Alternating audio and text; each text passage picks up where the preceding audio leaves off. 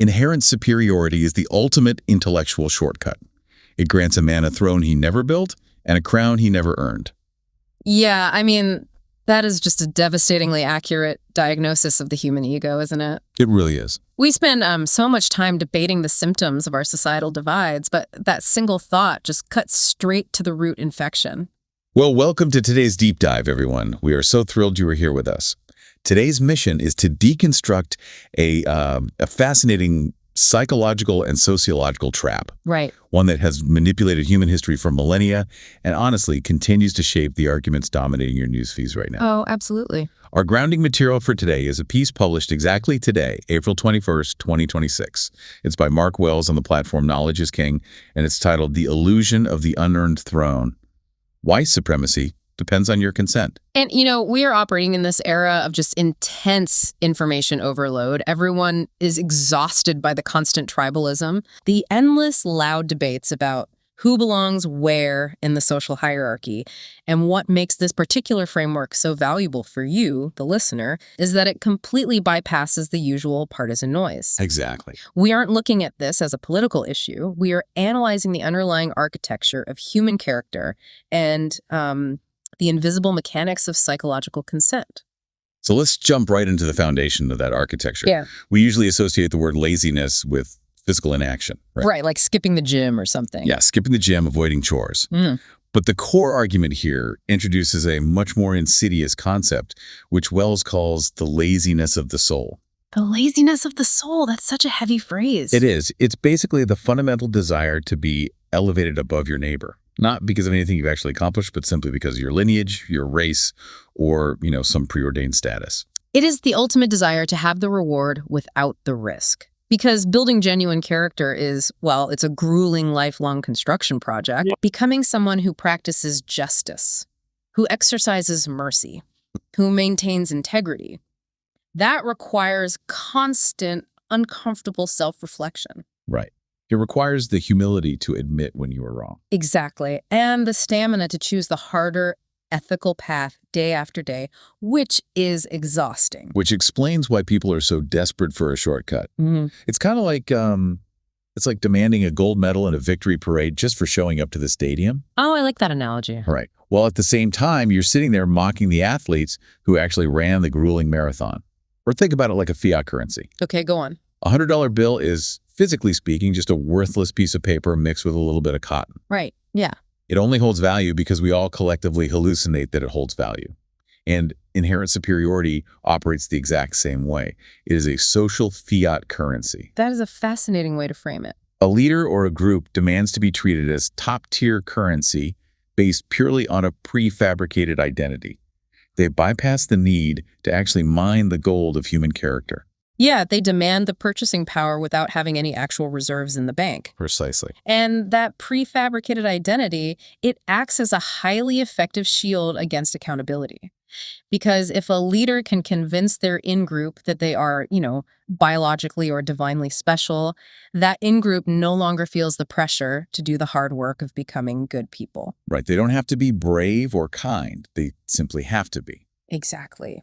Their mere existence becomes their achievement. And the historical playbook on this is incredibly consistent. I mean, ancient tribal leaders used it, and modern figures use it too.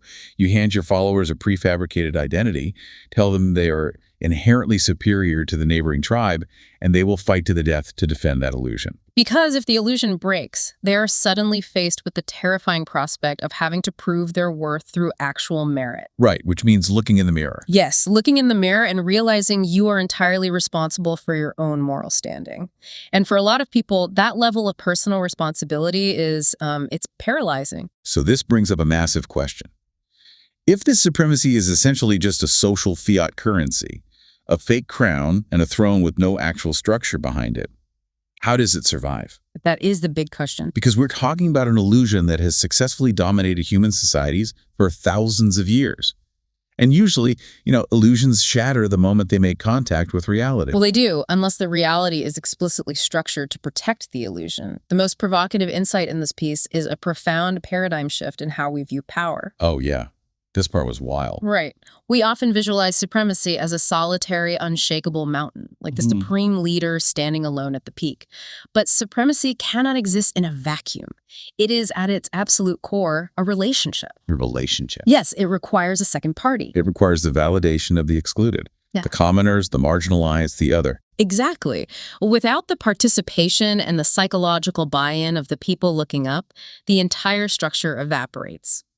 Wells presents a deeply memorable visual here.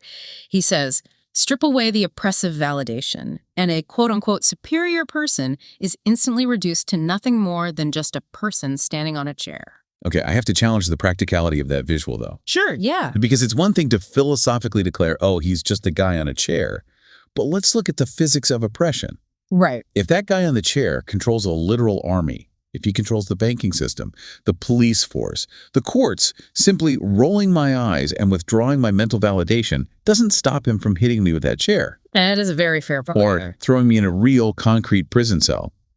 This feels a bit overly philosophical, maybe detached from the very real danger marginalized groups face. So, does withdrawing consent actually dismantle real-world power? That is the crucial friction point between philosophy and action. It does feel overly simplistic, but only until you examine how physical power is actually maintained at scale. Okay, unpack that a bit. Well, physical force violence, imprisonment, military occupation, it's prohibitively expensive. It bleeds resources. No oppressive regime in human history has survived long-term purely on the point of a sword. Because they run out of money or manpower. Exactly. To sustain itself, a system absolutely requires psychological compliance. It needs the oppressed to internalize the mythology of their own inferiority, so they effectively police themselves. Because if every single citizen refuses to comply, there aren't enough soldiers in the world to force a society to function. Right. It actually reminds me of the underlying concept of the Matrix. Oh, yeah. The popular takeaway is usually just, waking up to the truth. But the actual mechanism of the Matrix is that the machines literally feed on the bioelectricity of the humans plugged into it. Yes. The system requires the unconscious energy of the captive population to power itself. Okay. So when a human unplugs, the machine literally loses a battery. That analogy maps perfectly onto the sociology of supremacy. The oppressor's only sustainable source of power is the mental energy and the consent of the oppressed. Right. When the excluded realize their own character carries more weight than the oppressor's mythology, the foundation cracks. No. They stop accepting the fiat currency of prefabricated identity. And start demanding the hard currency of integrity. Exactly. And when that happens, the system loses its moral authority. Once moral authority evaporates, the physical collapse of the power structure usually follows. Because an institution is just a collection of people. Exactly. When those people, the bureaucrats, the soldiers, the everyday workers, stop believing in the inherent superiority of the system, they stop enforcing its rules with enthusiasm. They slow walk the paperwork. They look the other way. The gears basically grind to a halt. Right, because the system can no longer afford the exorbitant cost of forcing every single interaction through violence. You cannot effectively rule a populace that pities your lack of character rather than fearing your myth. Wow. Let's test that theory against actual events then. Let's move from the abstract mechanics of compliance to a concrete historical blueprint. I love this part. We are going back to the early days of Islam to examine the story of King Negus of Ethiopia. So, just to set the context for you, the listener, the Prophet Muhammad's early followers were facing severe, violent persecution in Mecca. They were the marginalized outgroup. Under intense threat. Exactly. For their survival, the Prophet Muhammad instructed a small group of them to cross the Red Sea and seek asylum in the kingdom of Aksum, which is modern-day Ethiopia. And this was ruled by King Negus. Now, by all the standard geopolitical logic of the era, which was heavily based on tribalism, lineage, inherent superiority, this was a deeply dangerous move. Extremely dangerous. King Negus was a powerful, devout Christian monarch. These refugees were introducing a new, unfamiliar monotheism. Right, and the standard playbook dictates that different groups view each other as threats. The overarching mandate for a ruler in that system is to protect his own in-group's dominance, which usually means crushing the other, or at least turning them away to avoid contamination. It was the ultimate lineage mismatch. Different homelands, different tribes, different religious labels. King Negus was under immense pressure from his own advisors. And from the Meccan emissaries, right? Yes. The Meccan emissaries came to demand the refugees be extradited. They wanted Negus to rely on that tribal playbook. The easy, quote-unquote, lazy path for the king would have been to assert his inherent superiority, declare his kingdom closed to outsiders, and just hand them over. But the refugees didn't try to play the tribal game. When they were brought into the Ethiopian court to justify their presence, they didn't try to flex some competing lineage or claim their own prefabricated supremacy. No, they bypassed the throne entirely. Exactly. They completely bypassed the throne. They spoke about the grueling construction project of character. They described their commitment to caring for the poor, speaking the truth, and abandoning corruption. They utilized a shared language of justice.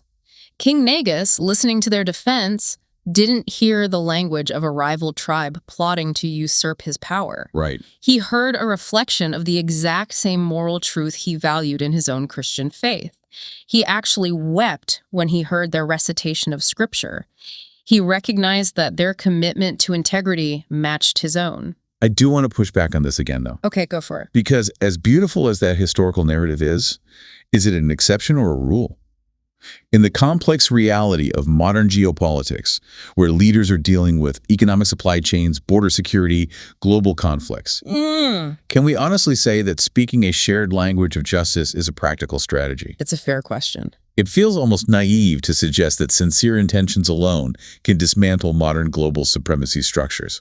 It is entirely fair to question the scalability of a single historical event.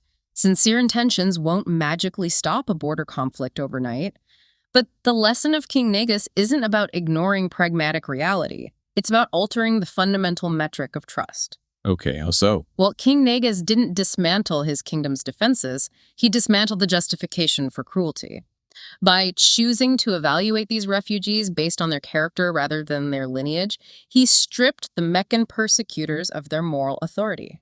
He demonetized their tribal currency. He did. The Meccans relied on the assumption that Negus would view the refugees as inherently inferior or dangerous based on their otherness.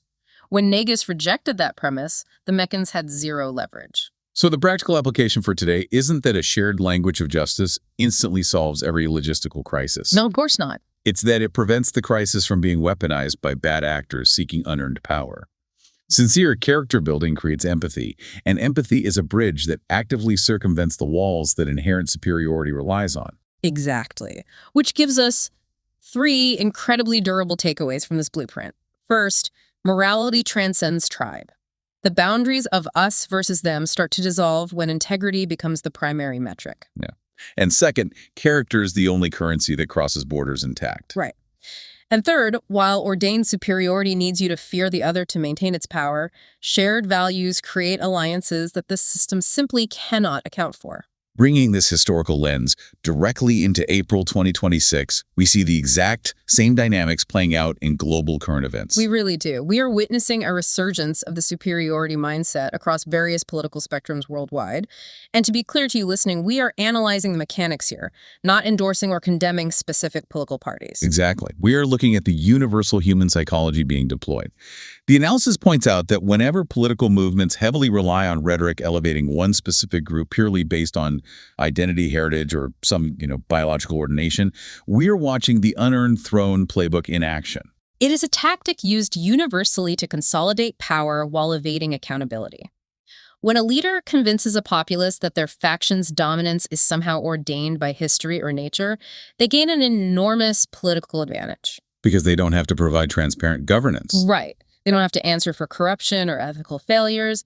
The demand shifts from judge my actions to submit to my mythology. It's the lazy philosophy repackaged for the modern news cycle. It really is, and it serves the dual purpose of keeping the in-group intellectually lazy, believing they are born winners who don't need to improve, while simultaneously demanding the out-group internalize their own inferiority. It is the exact same social fiat currency, just printed with modern ink. Perfectly said.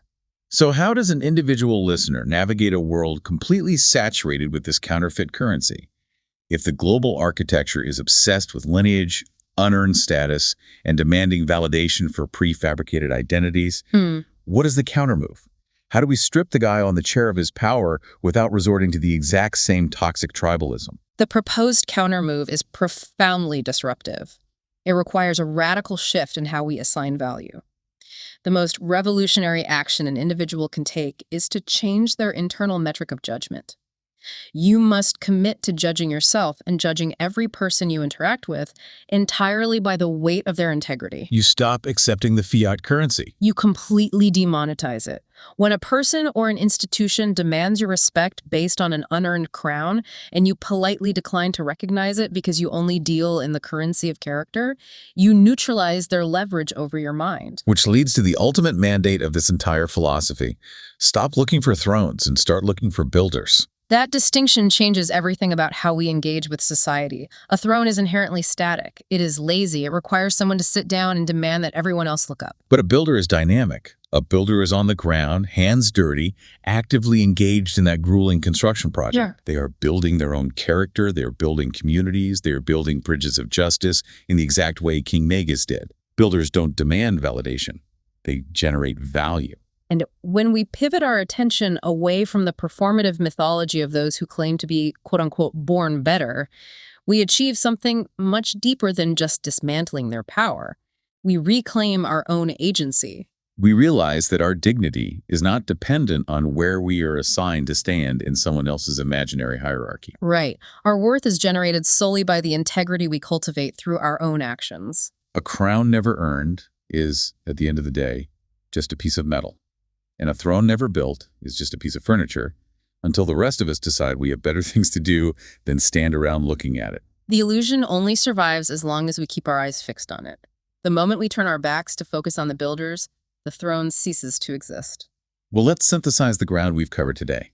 We started by diagnosing the laziness of the soul, the toxic desire to claim the reward of superiority without running the grueling marathon of character development. Right. And we unpacked how supremacy operates as a social fiat currency, entirely dependent on a collective hallucination to hold its value. And then we examined the underlying mechanics of oppression, realizing that the guy on the chair only maintains control when the marginalized consent to power his matrix. Yeah. We then looked at the historical resilience of King Negus, proving that a shared language of justice can neutralize the tribal playbook and forge alliances based on moral truth rather than lineage. And we brought it all back to the present moment, identifying the modern resurgence of prefabricated identities and defining the radical individual act of changing our metric of value. We choose builders over thrones. But before we let you go, we want to leave you with a final, lingering thought to explore in your own life as you navigate the rest of your week. Yes, absolutely. If our collective belief, our psychological participation, is the primary fuel source keeping the illusion of unearned supremacy running, we have to audit our own compliance. What other unearned thrones in your daily life are you inadvertently keeping in power simply out of habit? Look closely at your workplace dynamics, your social media ecosystem, or even your personal relationships. Yeah, that's powerful. Where are you freely giving away your validation and respect to a mythology you haven't actually questioned? Who is standing on a chair in your life right now demanding you bow? And what would actually happen if you simply decided to stop looking up? The strongest prisons are always the ones constructed out of our own belief, which means you inherently hold the key to walk out whenever you choose. Thank you for joining us on this deep dive into the architecture of the unearned throne. Keep auditing the narratives around you, keep looking for the builders, and we will catch you next time.